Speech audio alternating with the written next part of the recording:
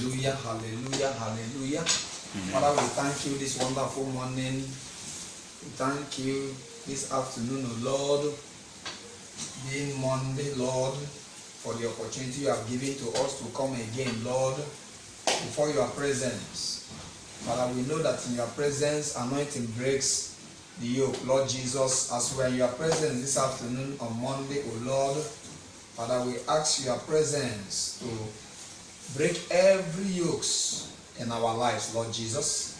As we gather here this afternoon, Lord, we are not here on our own. We are not here for any other reason, but for your sake and for the sake of prayer. For you said in your word, in Matthew chapter 21, verses number 13, you said, the Lord, that my house shall be called a house of prayer for all nations. Father, that is why we are here this morning, to pray for all nations according to your word. Father, we thank you for the life of your children all over the world, for the life of your children, those that love you and those you love, even those that didn't love you, Father, for one day they are coming to love you, Lord Jesus. I pray for those that are saved and for those that are unsaved, that you may save them, Lord Jesus Christ. Amen. Father, deliver your children from this untoward generation. Deliver your children from abomination that causes desolation. Amen. We pray, O Lord, for men and women all over the world who are suffering persecution, who are being maltreated, who are being oppressed, Lord, because of faith and because of their hope in you. I ask you, Lord Jesus Christ, wherever they are right now, listening to this prayer, I ask you, Lord Jesus, Father, lift a standard, O Lord, on behalf of your children. Amen. In the mighty name of Jesus Christ. Amen. Deliver the oppressed. Deliver the oppressed. Father, heal the sick. Amen. Save the captives. Amen. Father, open the eyes of the blind. Amen. In the name of Jesus Christ. Amen. Thank you for men and women hearing me. Thank you for men and women, oh Lord, listening to this prayer. Thank you, oh Lord, for men and women that will pray along with us. Father, for no one is righteous. The Bible says that all have sinned and come short of the glory of God. Father, the wages of every sin is death. Father, what we deserve, because we all are fallen short of your glory, is death. But Lord Jesus, your gift to us through your Son, Jesus Christ, is eternal life. Father, we thank you for the gift of eternal life. Amen. Thank you for giving us eternal life. Amen. That came through faith, and that came through grace by faith, only in Christ. Lord, we thank you for the life of your children. Thank you for forgiving our sins. Amen. And having mercy on us. In Jesus' name. Amen. Today we are dealing on a very critical topic I called forgiveness. Amen. Amen. I call today's topic forgiveness. I want us to deal on it and then pray accordingly. Amen. Amen. As you listen, remain blessed. Amen. Forgiveness is our topic today, and it's a very critical topic. To forgive is to let go of your heart of what you should supposed to repay to a person according to what they have done to you. To forgive is to let go, your heart, or what people have done against you that you are supposed to repay them back according to what they have done to you. To forgive is to let go. To forgive is to free people. To forgive is to let them go. And to forgive is to let them go of whatsoever hurt that they have caused you, whatever pain that they have caused you, whatever trouble that they have caused you. I want to bring to our notice today and to our knowledge that forgiveness is the first will of God for man and for fellow man. God's will is that you and I forgive. God's will is that you and I forgive our fellow men of what they have done. Everybody is in the sin of unforgiveness. Everybody is cooking the poison of unforgiveness for each other. Everybody is attracted to the penalty of unforgiveness. That is why God's will for every man is to forgive one another. Amen. Amen. Is to forgive one another. Forgiveness started in Genesis, from the beginning. Forgiveness started from Genesis. According to the book of Genesis chapter 50, verses number 17.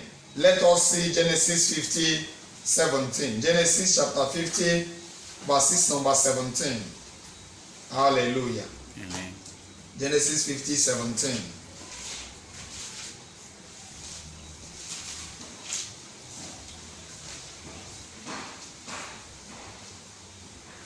Praise God. Hallelujah.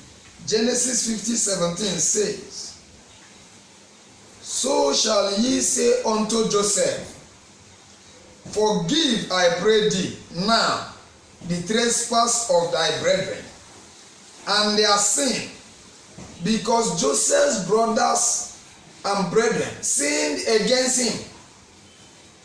To conspire against someone is a sin. To conspire against a person is a sin. To make meeting against somebody is a sin. To speak evil against somebody is a sin. To think evil in your heart against somebody is a sin. The sin of the brethren of Joseph started from their conspiracy. They conspired against their own brother and they talked on what they will do to him. When you conspire against somebody, you have already planned the killing of such a person. When you conspire against a person, you have already planned the death of such a person. Not because you have not killed by sword, but when you conspire at the back or in absence of somebody, you have already killed such a person. Jacob was telling his children that they should ask Joseph for forgiveness, because to forgive is exactly what God wills for his children. Every human being on earth are fall short of the glory of God. Forgiveness is what you are owing God. Forgiveness is a debt you owe God to your fellow man. Amen. Amen. Jacob said to his children, So shall you say unto Joseph, Forgive, I pray thee now, the trespasses of thy brethren and their sin, because they have sinned by conspiring against you before they sold you to slavery. For they did unto thee evil by conspiring against you. And now we pray thee, forgive the trespasses of the servants of God, of thy father. And Joseph wept when they spake unto him. And his brethren also went and fell down before his face. And they said, Behold, we be thy servant, because we have sinned against you. We are your servant. My brothers and sisters, listen very careful to me. When you sin against somebody, you are automatically a servant of such a person. When you conspire against somebody to kill such a person or to destroy such a person, or to do such a person harm, you are automatically a servant to that person. The Bible proved it here and said, And his brethren also went and fell down before his face. And they said, Behold, we be thy servant, because we have sinned against you. Amen. Amen. And Joseph, knowing the will of God for him, that is why it is good for you to know the will of God for you. Any man or woman that knows the will of God for him can easily forgive others. The reason why we don't forgive, we hold offenses, is because we don't know the will of God. The reason why we always want to retaliate is because we don't know the will of God for us.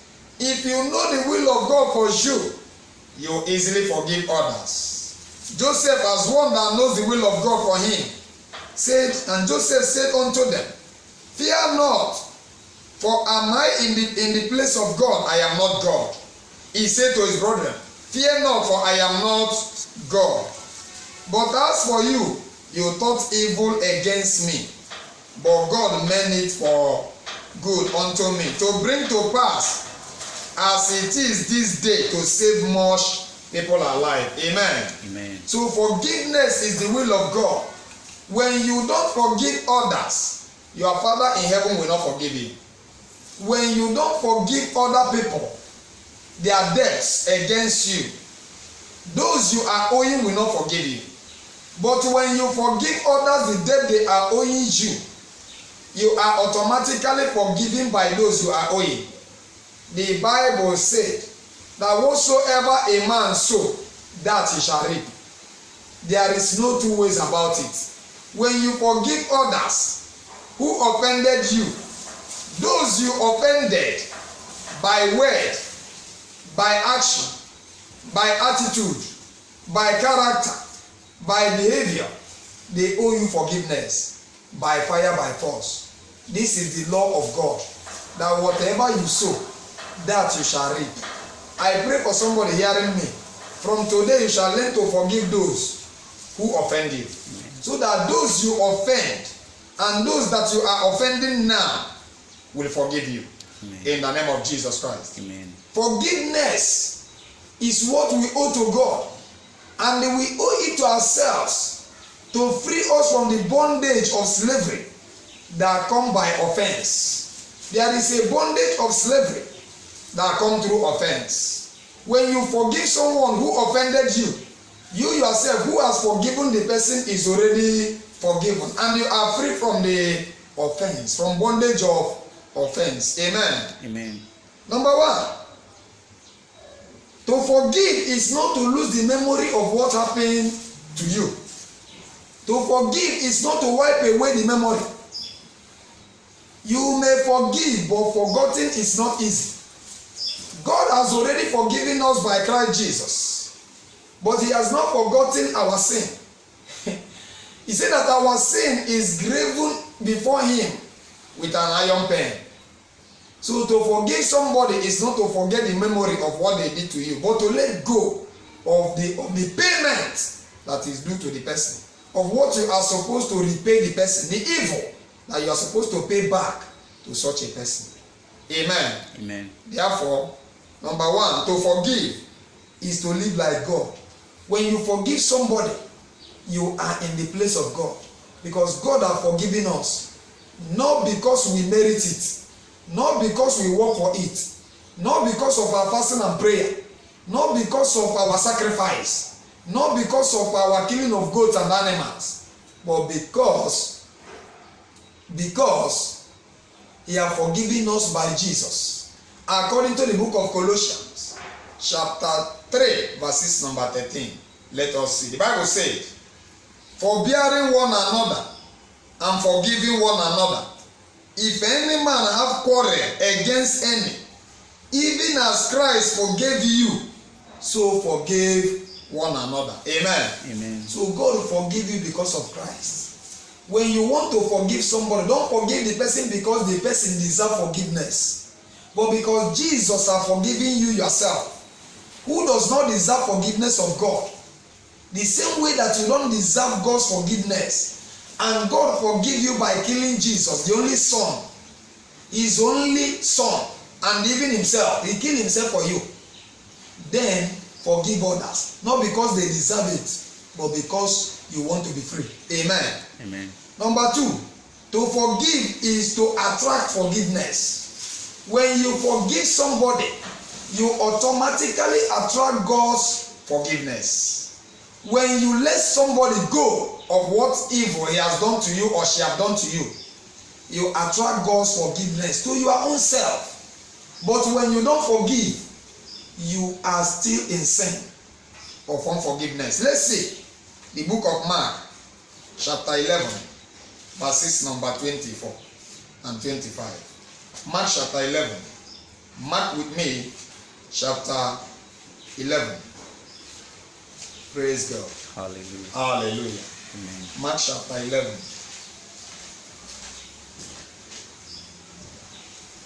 Mark 11, verses number 24. Therefore I say unto you, whatever things so or whatsoever things you desire when you pray, believe that you receive them, and you shall have them. And when you stand praying, forgive if you have ought, if you have quarrel, just like we read in Colossians chapter 2 verses number 13, because there must definitely be quarrel. There must always be quarrel. Jesus said that it is inevitable that offenses must remain. There must be a reason for somebody to offend you every day. And forgiveness is what you have to do every day. You don't say that because I forgive them yesterday, today I'm not forgiving them again. You don't say that because I've given them let go yesterday, that today I am not going to forgive them again.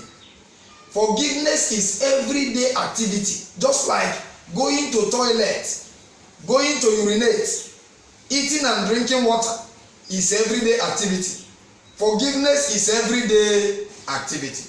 So learn it today for your good in Jesus' name. Amen. The Bible says when you have ought, when you have quarrel, there is a reason for quarrel every day. There is a reason that you must be angry against somebody. Your children, your wife, your servants, your brothers, your sisters, anybody, your friends, your girlfriends, your boyfriends. There is a reason for you to be angry, to quarrel with somebody every day. But Jesus said, if you have this quarrel, if there is a reason, he said forgive. He said forgive first before you pray. Before you pray. That particular quarreling, that particular ought against any, so that your Father in heaven will forgive you too. Because if you don't forgive, and if you don't find occasion to forgive, or to let go that quarrel, or to let go those things that they have done to you, I know that somebody somewhere might have offended you seriously. Even yesterday and today, even last year and last years, somebody have offended you. Even as I am talking now, somebody is still offending you. But I pray that you should forgive, so that God in heaven will forgive you too. Which means, number 2, to forgive is to attract forgiveness. Jesus said, forgive, so that your Father in heaven may forgive you your own trespasses. Because everybody is in sin. We are like fishes in the water. Fishes in the water can never deny sin. Human being on earth can never deny sin. There are reasons we offend God every minute of the day. At the tick-tack of the clock, we always offend God. But when you forgive somebody who you're supposed to quarrel with today for what he have done for you, or what he have done to you, or what she have done to you, when you have reason to forgive that person, God will have reason to forgive you. Number 3, to forgive is to lose yourself from the bondage of unforgiveness. Let us see what the Bible says. Mark chapter 11 verses number 26. But if you will not forgive, neither will your Father which is in heaven forgive your own trespasses. Number 4, to forgive is to leave the judgment to God. To forgive is to leave every judgment that you are supposed to judge others by what they have done to you, to leave it in the hand of God. The Bible said in the book of 1 Timothy chapter 4, I think verses number 7 and 8, he said that God is the righteous judge that is going to judge the dead and the quick. It is in the hand of God to judge. The Bible says that it is assigned and appointed for man to die once, and then judgment. It is in the hand of God to judge. Therefore, number 4, when you forgive, you have left the judgment to God to judge, because you are not supposed to judge. When you judge, you will wrong, because the Bible says we do not wrestle against flesh and blood. Our fight on this earth is not against that person.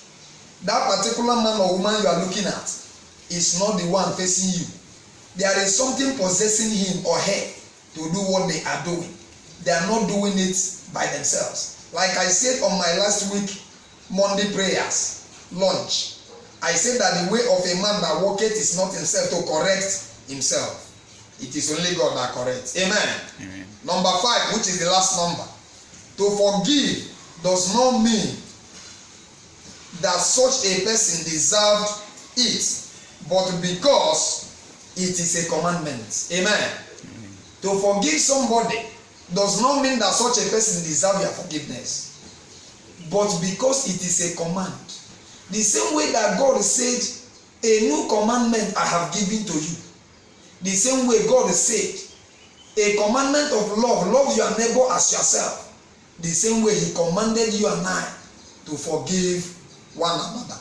Not because they deserve it. Not because she deserve it. Not because he deserve it. Not because they deserve it. But because it's a command. What you and I are supposed to do every day is to strive to do the will of God. Doing the will of God is not easy. Serving God is not easy. Doing the will of God, you must strive. Entering into the kingdom of God, you must strive. Because every day men and women are striving to enter. Be one of them that strive also to enter. Forgiving somebody can enter you into the kingdom. Freeing somebody and letting go what the person has done to you, not repaying the person according to what they have done to you, can enter you into the kingdom. I declare and I pray to you that as you forgive, you shall enter the kingdom in Jesus' name. Amen. Finally, the death of Jesus Christ is pointing us to forgiveness. The reason why Jesus died, all this story in the Bible about a man that come called Jesus, and they kill him and how they killed him, which is stated in the book of Mark chapter 10 verses number 32 to 34. Mark chapter 10 32 to 34. Mark 10 32 to 34. And the Bible says, let's start from 33 because of time. Saying, behold, we go up to Jerusalem, and the Son of Man shall be delivered unto the chief priests and unto the scribes, and they shall condemn him to death, and shall deliver him to the Gentiles. And they shall mock him, and shall scourge him, and shall spit upon him, and shall kill him. And the third day he shall rise up again. All these things are what is done to Jesus. All these things are the things that Jesus went through without doing nothing. All these things are the things that Jesus goes through just to deliver you and I and set us free from sin. The worst sin that any man can commit against God and against his God, against himself, is a sin of unforgiveness. If you don't forgive yourself, you can't forgive others. The reason why you kill is because you don't forgive others. The reason why you hate is because you don't forgive others. When you forgive others, when you forgive yourself, you can't kill them. Because you kill others is because you have killed yourself already. Stop killing yourself so that you stop killing others. The reason why you kill others, you kill yourself is because you hate yourself. Anyone that hates himself, kill others. Anyone that hates himself, hate others. Whatever you do to yourself, you do it to others. The Bible said in Matthew chapter 7 verses number 12, whatever you wish that others you do to you, do it to them. Do you want to kill yourself? Kill others. Do you want to hate yourself? Hate others. But if you don't hate yourself, don't hate others. When you don't kill yourself, stop killing others. Amen. Amen. Jesus was killed without doing nothing. And he foretell it. And as I conclude, the reason he came, the reason he died, is for you to learn forgiveness. Without reading your Bible, without following the step of this man that were killed for nothing, just because of truth and love, without following the step by reading his word, you can never learn forgiveness. Forget about whatever you are doing, you are calling forgiveness. It is a pretension. It is a hypocrite. You cannot learn forgiveness without following the way of Christ, without reading to learn the way he did it. He forgive those that will kill him because he knows that he has already been killed. Before Jesus was killed that day in Calvary, he has already known about who will kill him and who killed him. For example, God has revealed to me, the God of revelation, Chineke Abiam, has revealed to me those men and women that have done so many things against him, not me. So I have already forgiven those that offend me. And I pray for that grace this afternoon, that the same grace shall be given to you and I. Amen. To forgive men and women that have offended us. Amen. So that our Father in heaven will forgive us. Amen. In the mighty name of Jesus Christ. Amen. If you want to learn more about what I say, Read the book of Luke chapter 24 from verses number 1 to number 47. Jesus said that repentance and forgiveness of sin, remission of sin, should be preached to all nations.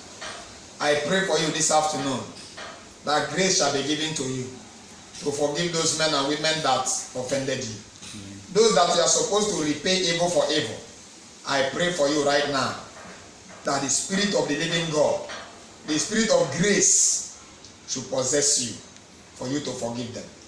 In the mighty name of Jesus. Amen. Thank you, Holy Father. Thank you, Holy Son. Thank you, Holy Spirit.